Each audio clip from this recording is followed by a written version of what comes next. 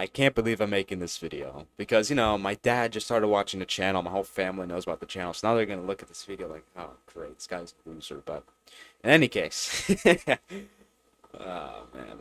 In any case, this video probably won't be as sharp as I usually am because, I have to get my thoughts together. It's not scripted, no outline. This, that, and third. So first I'll go over what happened, and then I'll go over what's more important about the lesson you can learn and how it all started. Those are two things I want to focus on because the reality is this getting caught thing isn't a big deal. What matters more is how I can help people. So how I got caught was very simple. I was a retard. So I'll layman it, okay? I don't want to get too far into details because then the video's gonna get flagged. So I was doing the deed. Can't believe I'm making this video. I was doing the deed. My mom opened the door. God, I'm 17, by the way. So, like, what is this 25-year-old doing with his parents? I'm 17, bro. Open the door. I go into scramble. And the key point here is that I was a retard. So, I'm going to use this Wii remote as an example. When you put your iPhone like this, it closes, but it doesn't lock. When you press the button on the side, it locks. So I just went like this, and it's sleep, whatever the hell it's called. And, I'm scramble, and everything seems so fine. It seems like I got away with it. I go out to throw the garbage, and I'm like, well, I really gotta stop. Because this is how it is every time you almost get caught, right? It's like, I gotta stop. I can't, like, imagine if she caught me. That would be so bad. Then I go back, and then she's like, I know what you were doing. I was like, oh boy. So, I kind of slow walked it because I wanted to see if I can, weasel my way out of it. But I don't deserve to weasel out of this. And rightfully so. Uh, she picked up the phone, and because it wasn't locked, it didn't show my lock screen. And I'm not going to elaborate on that part, but you know what happens. Then we had to talk, and it was last night, so it's still pretty awkward now. But, it's like any other weird thing that happens. It's a few days, and then afterwards, let's forget about it. Nothing happened. So anyways, that's what happened.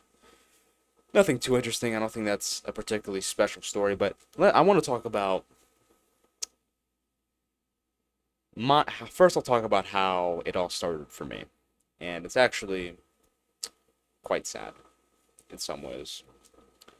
I was 11. So that's already a pretty bad start. 11 years old. I mean, how do you even get on this type of website when you're 11? I don't know. Probably heard about it from school or something like that. And I was thinking, oh God, I don't have to make this video. My family's probably gonna see it. Oh God, but I was thinking about it, and I started getting I had a very vivid memory. It's like I remembered my first time. I remember the exact video I watched. I remember where I was. I remember the computer I was using. I remember. Okay, I'm gonna go over it very briefly. So I'm not gonna name names or anything too detailed because then one of the videos is gonna get flagged, and two I may cause a relapse. So keep it very brief. I was 11. I Googled, you know what? I found it. Watched a video, and the main thing I want to go over to emphasize is when I was 11, and two, when I climaxed, when I reached the finish line. I first of all, I didn't even touch my wiener because I didn't know what I was doing. I thought it was good. I didn't know it was bad. No one had told me this type of stuff is wrong. You shouldn't do it. I didn't know that, and I didn't even touch my wiener, and I, climaxed, and nothing came out. So that's how young I was. I wasn't even capable of. I'll just use that hand motion. But seriously, that's how young I was, and I didn't find out it was wrong until a year and a half later. So, because when you're a kid, first of all you don't know it's wrong, and two, you just go on the website. You don't really know what you're. Because I didn't even really know what I was gonna get myself into. Because I went on the website and it was like, well, like, whoa, whoa, boobies. Seriously, that's all I thought. I was like, wow, this is amazing. I didn't know this existed. Wow, wow. And I was like, this is amazing. This is so good. And it's like, yay. My thing goes going, woo. But yeah, that's how it started. Again, year and a half goes by. I didn't find out I was wrong. I don't know exactly when I found out I was wrong, but at some point I found out I shouldn't be doing this. And that's when I realized I can't really stop. Because not only is it addictive, but also, especially when you start at a very young age, it's very hard to rewire your brain. But over the years, I've gotten better and better, and now it's a very rare occurrence, I would say. I rarely do it. It just so happens that one of the times, I ended up relapsing, just happened to get caught. But it's something I've certainly gotten better at over time, and one thing that really helped me is changing the way I view it. Because after watching the Easy Peasy Way or listening to it, I realized I don't even really enjoy this. I don't enjoy watching this stuff because it's like scrolling. This is how I quit social media because I used to be an avid social media user, and this is a area of hope because social media is, I would say, equally addictive. And I used to do this all the time. Now I don't. No scrolling at all. None. Zero. No TikTok, no Instagram, no YouTube Shorts, none of that. And the way you quit explicit content is the same way you quit social media. You have to change the way you think about it. Because if you turned on your brain, because the thing is, when you're doing these things, they're designed to make you unconscious, in a way. Because if you actually stopped for 1 second, you're like, am I even enjoying what I'm doing? You'd realize you actually don't. And when you start realizing that, it's harder. It's easier to stop. Now, why wasn't this a magic pill for explicit content? Because for social media, it was actually very easy. Once I realized this, but that was a few years ago. But what about explicit content? Why isn't it like that? It helped a lot. I wouldn't say I'm a serial explicit content user in any regard. But I think it's really just has to do with the amount of stimulation. Because I didn't really use social media when I was that young either. Like this type of social media that much. But it has to do with the amount of stimulation. There's a whole different element to it. Not only you're adding the dopaminic response of just watching the type of stuff that you're watching, but it's also, the physical aspect of it. Well, meanwhile, with social media, there isn't really the physical aspect. So it's a different type of game, right? It's a bit harder to apply the principle. I would put it like that, and especially when you start as young as I did, because the truth is, this is years and years of brain frying. Unfortunately. So it's not something like, well, I haven't really done anything for a few weeks. I feel good. It's not that simple. And that's not to say I don't want to make it seem like it's impossible to quit, because it's not. But the point is just being realistic. If you've been doing it for a very long time, especially when you're developing and when you're really young, it takes a while to rewire your brain. It's not just, ooh, it's fixed. And the same thing goes for this, because if you're like one of those kids, and I hate to see this, these like 5-year-old kids are on their phones like this, it's gonna be very hard for them to quit. It's their brains developing. It's like etched into their brain. It's very hard to get over it, but you have to. You don't really have a choice.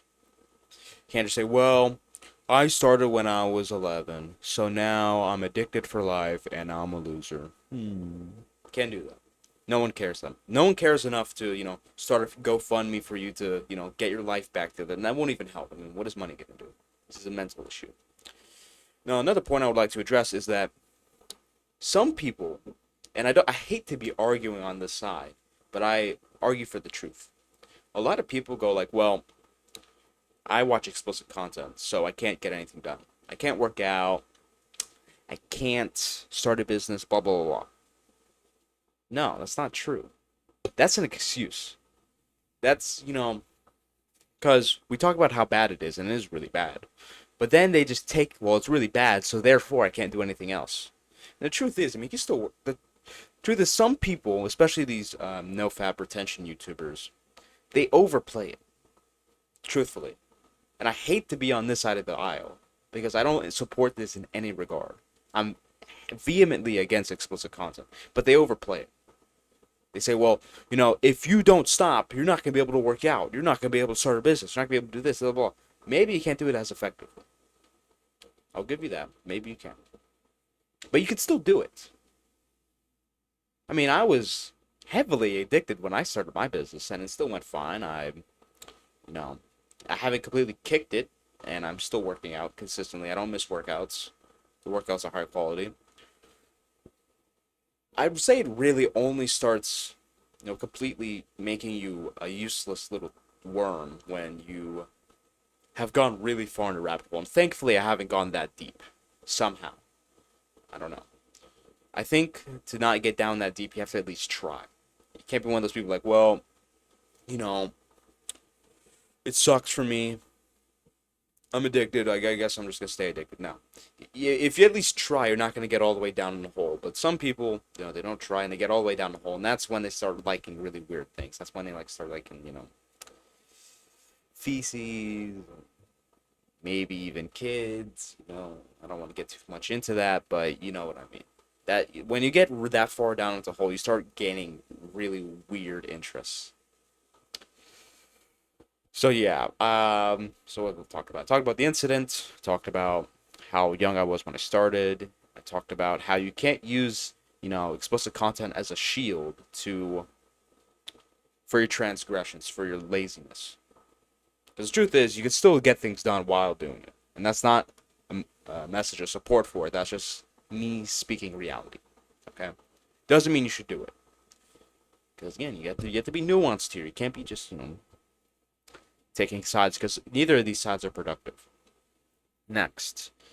Okay. Let's see. I want to go over how this lesson relates to you and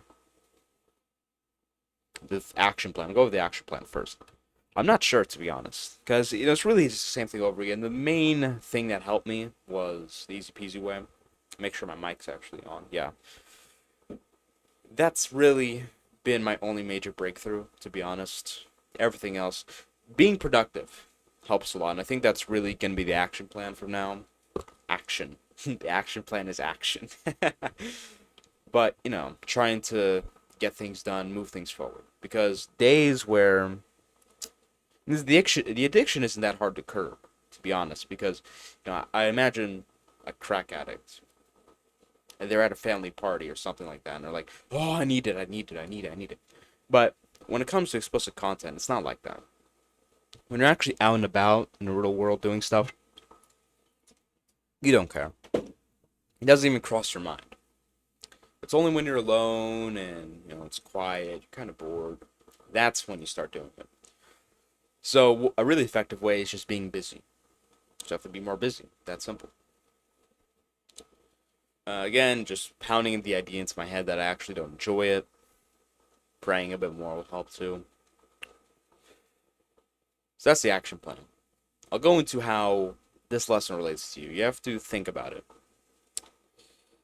Do you really want to bring shame and disappointment upon your family? This should go for all actions. Forget the explicit content part. This should go for all action.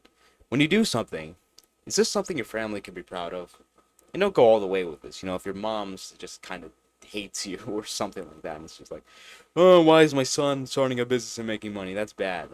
Of course, not in those cases, but more often than not, our parents actually like us. Our family actually likes us, for most people. Is what you're doing going to make them proud in any regard? Or is it going to make them very disappointed, like what I did? It's something you should care about. And when you start thinking in this frame, you'll end up making much better decisions.